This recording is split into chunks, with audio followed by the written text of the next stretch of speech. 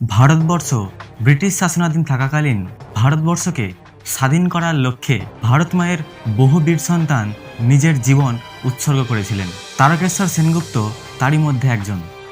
1905 খ্রিস্টাব্দের 15ই April British ভারতের বরিশাল জেলার গায়লা গ্রামে এক মধ্যবিত্ত পরিবারে জন্মগ্রহণ করেন তিনি। পিতা হরিচরণ সেনগুপ্ত ও তার পারিবারিক পরিবেশ থেকে দেশপ্রেমের ধারণা নিয়ে তিনি অনুপ্রাণিত হয়েছিলেন।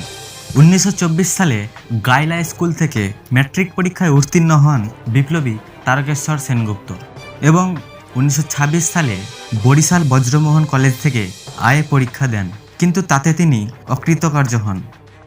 তারকেশ্বর সেনগুপ্ত ছিলেন একজন বিপ্লবী সমাজকর্মী ও ভারতের স্বাধীনতা সংগ্রামে আত্মবলিদানকারী বঙ্গসন্তান এবং চট্টগ্রাম অস্ত্রাগার লুণ্ঠনের একজন অন্যতম কর্মী। তিনি সূর্য সেনের বিপ্লবী দলের একজন সক্রিয় সদস্য ছিলেন।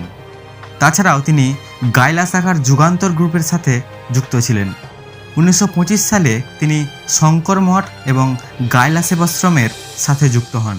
ব্রিটিশ বিরোধী আন্দোলনে যোগ দিয়ে গ্রেপ্তার হন এবং কয়েক মাসের জন্য কারাবাসও ভোগ করেন তিনি লবণ সত্যাগ্রহ আন্দোলনে যোগ দেন এবং আবার ডিআই শাসনে গ্রেপ্তার হন বিপ্লবী তারকেশ্বর সেনগুপ্ত এবং তাকে হিজলি কারাগারে পাঠানো হয়। 1931 16 সেপ্টেম্বর হিজলি ডিটেনশন ক্যাম্পে ভারতের স্বাধীনতা সংগ্রামে আত্মবলিদানকারী বঙ্গসন্তান তারকেশ্বর সেনগুপ্ত ও তার অন্য সাথী সন্তোষ কুমার মিত্রকে ব্রিটিশ পুলিশ গুলি করে হত্যা করে।